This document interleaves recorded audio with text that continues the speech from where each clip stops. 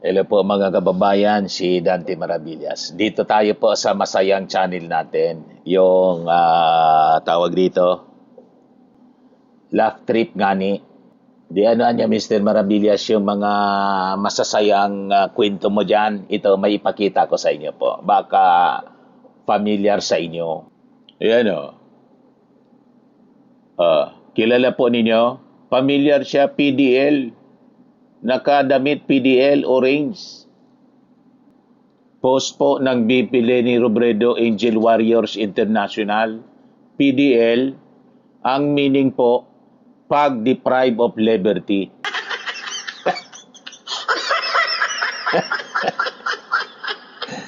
Para niya Mr. Maravillas, nakita ko na siya. Nakita na po ninyo, familiar sa inyo. Pero anya Mr. Maravillas, nang makita ko siya, yung nakabarong pa siya. Nagpalit na po ng damit, mga kababayan. Pinalitan na po ng damit kasi pinailan na po ng kaso. Plunder.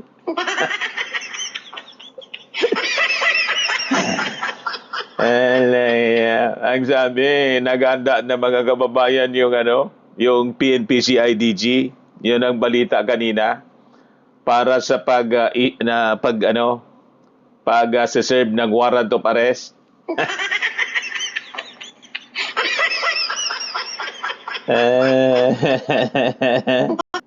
Malapit na po na ipasok sa hawla.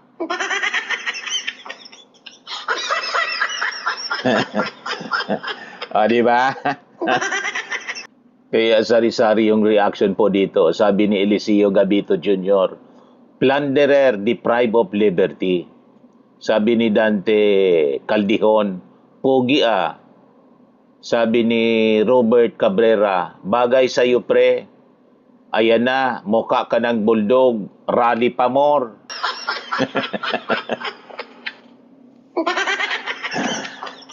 Hindi umubra mga kababayan, yung mga rally.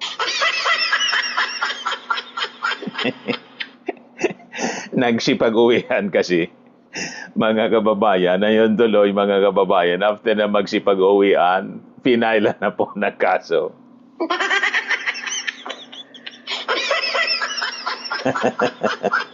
Pero tingin ko po, kahit hindi sila magsipag-uwian, didiretsuhan talaga po ng kaso.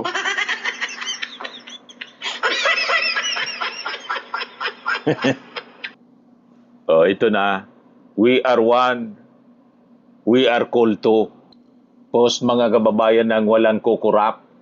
Ito ang kinatatakutan ni Marcoleta. Ang magshot niya. Karma ang tawag diyan. Ginawan agad po ng magshot ng ating mga netizen.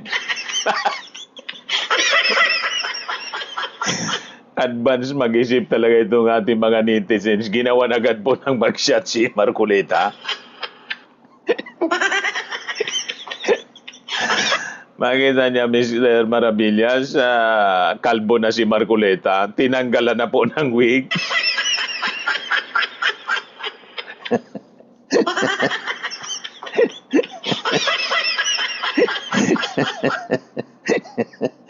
Lang yan talaga itong mga netizens walang awa.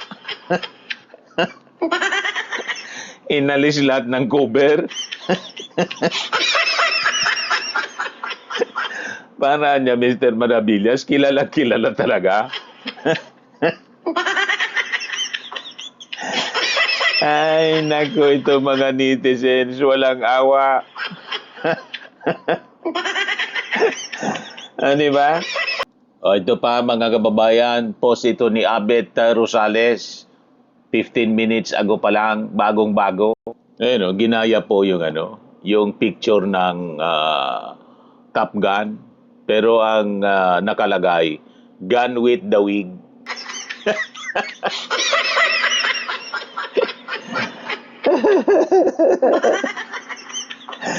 Galing gumawa ng billboard yung ating mga netizens po. Top Gun. Gun with the wig. Tanggal yung wig. Bakit ba ayaw ninyo man lang tirhan, mga kababayan, kahit buhok man lang? Di ba, mga kababayan? Sabi kasi ni Marcoleta, mga kababayan, doon sa hearing ng Senado, kay Jingo Estrada, safe ka na niya. Yan pala, mga kababayan, hindi man safe si Jingoy, pati siya hindi safe. Nadamay, mga kababayan. Pareho pala sila hindi safe.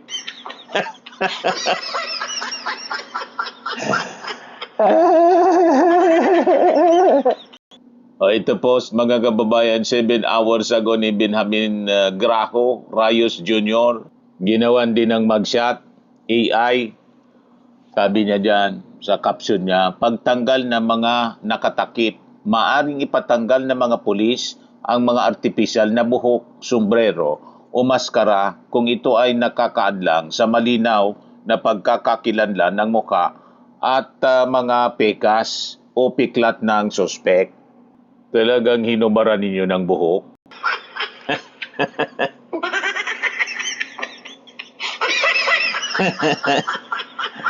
Ayaw man lang ninyong tiran kahit buhok man lang. Di ba, mga kababayan? Masyado kayong malupit kay Marcoleta.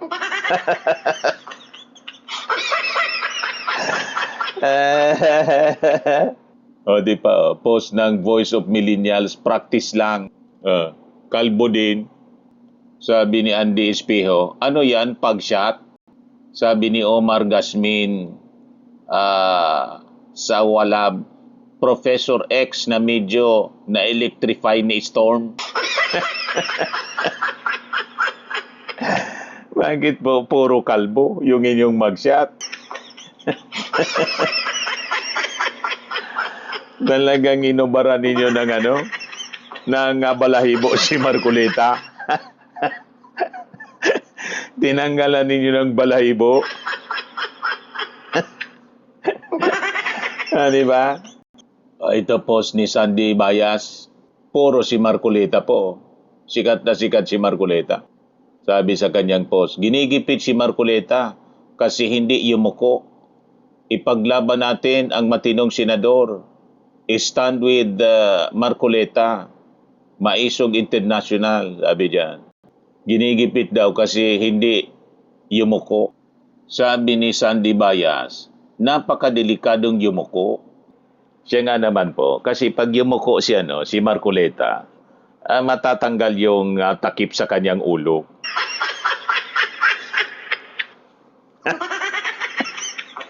Kaya ayaw yumuko. Di ba? Pag yumuko siya, tanggal yung takip sa ulo.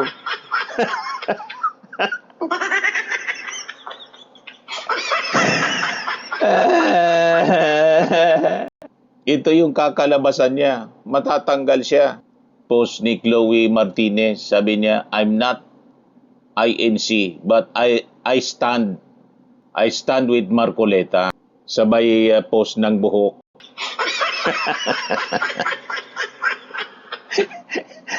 Dati mukha na walang buhok, ngayon buhok na lang yung pinost.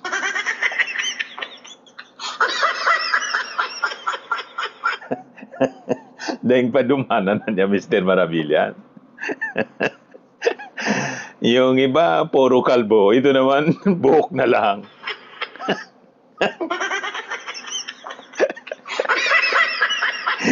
Kung ano-ano naisip ng ating mga netizens, mga kababayan. Ayaw tantanan si Marcoleta.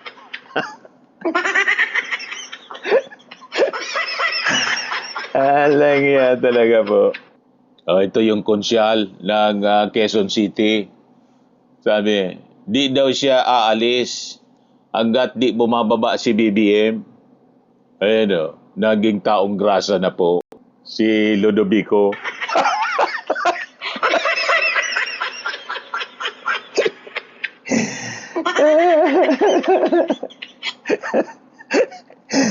Naging taong grasa, ayaw umalis. Hindi daw sila umuwi pa rin, pero taong grasa na po.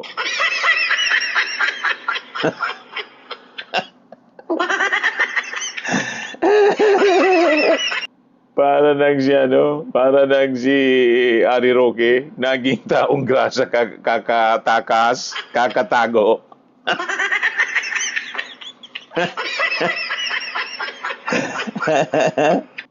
Ayan si Ari Roque, naagnas na po. Bago magdilim, sabi niya nung rally. Bago magdilim, mayroon na tayong bagong presidente ng Pilipinas, si Inday Sara Duterte. Siya lang ang mag-aahon sa ating kahirapan ng lahat, bangag layas. Sabi naman ni Ka Eric Celis, "Ma'am, standby lang. Standby ka lang, be ready." Sabi daw ni Sara, "Puro lang standby. May ilang beses na yan. Puro paasa."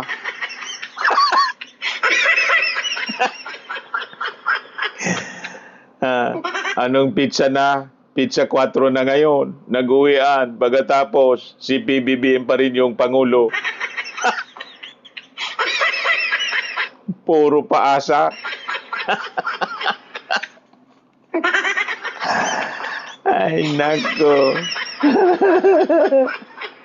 Tapos, makukulong na si Marcolita.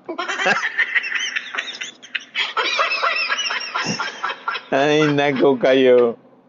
Ito rumisbak yung Liberal Party sa paghamon ni Robin Padilla. Sabi ni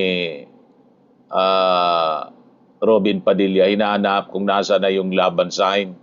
Sabi ng Liberal, "Dear Mr. Padilla, hinahanap ninyo ang laban sign? Narito pa rin nakataas. Hindi para sa pansariling interes, kundi para sa hustisya. Nakataas hindi para sa kapangyarihan, kundi para sa kalayaan. Nakataas hindi para sa iilan, kundi para sa demokrasya at sa sambayan ng Pilipino," sabi ng Liberal. Noong pinapatay ang libu-libong Pilipino sa ilalim ng war on drugs ng administrasyon ni Rodrigo Duterte, nasaan kayo? Noong nanawagan kami na huwag suportahan ang mga akusado ng korupsyon, nasaan kayo? Basag si Robin. Supalpal mga kababayan si Bad Boy. Si Bad Boy Silly. Ay, nako. Sabi dito ni Jerry Pascual, Day 1, we are one. Day 2, we go home na one by one. Day 3, we are gone. Uwian na pala mga kababayan. We are gonna.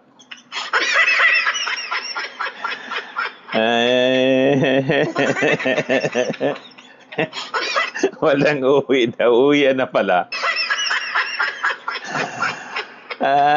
Umuwing umuwing luhaan, umuwing bigo.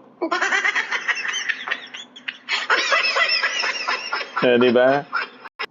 Tapos in-interview yung isang participant na rallyista, mga kababayan. Sabi ng reporter, "Para marinig ho kayo, ano ho ba ang ipinagpapanawagan po ninyo?" Sagot ng rallyista ng INC, "Inaano po yung kapayapaan sa ating bansa." Nahawa po ni Shiminet sa pagsagot po. Itok-itok po. Walang kalaman-laman yung sagot. Itok-itok si Binet. Pari-parehas po na pari-parehas na lata na walang laman. Maingay lang.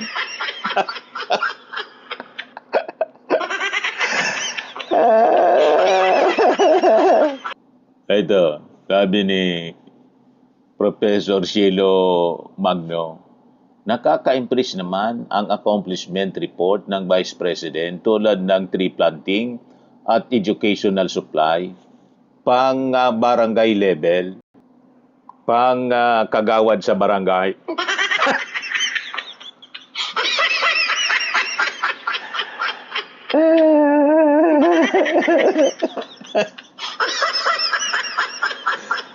Pang barangay level yung accomplishment. Ito, post ni Patrick Tan del Mundo. Sabi niya, Alan Troy Rogando Sasot. Yung isang picture, Alan Peter Cayetano. Yan, post ni Patrick Tan del Mundo. Sabi niya, parehas Alan. Sabi ni Paquito Rivera, hindi naman magkamukha. Pero magkabaro na pagdudaan, parehas kasi Alan. Parehas Alan na madaldal. Yan tuloy, napagdudahan.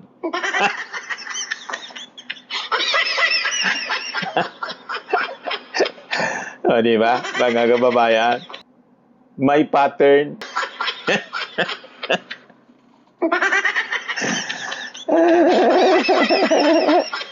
Ito, post naman ni Mark Ian everyday.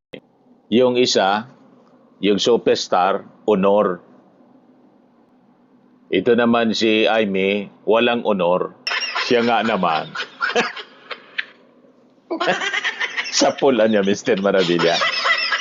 Sa pool, si Nora Honor may honor. Si Aimee Marcos, walang honor. Dishonor.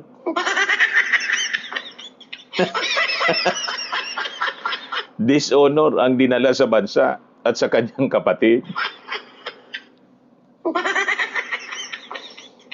Hinudas yung, yung pamilya.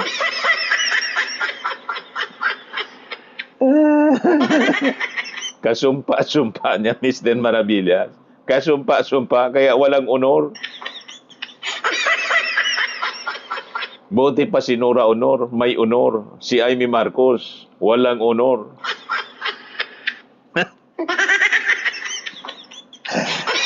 Di ba?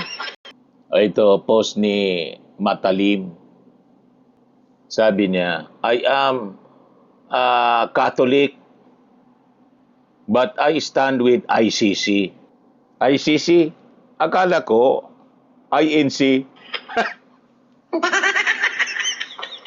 Na bago na. Hindi na INC, kundi ICC.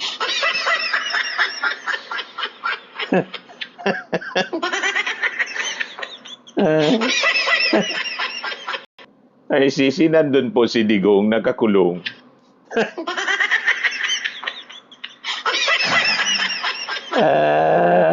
Yan lang po mga kababayan. O kung napasaya po kayo sa ating episode ngayon, click subscribe po ninyo yung ating Lap Trip Ngani YouTube channel. And share ninyo po sa inyong mga kaibigan na DDS. Para po sumaya yung mga DDS mga kababayan. Di ba? Bye-bye po. God bless.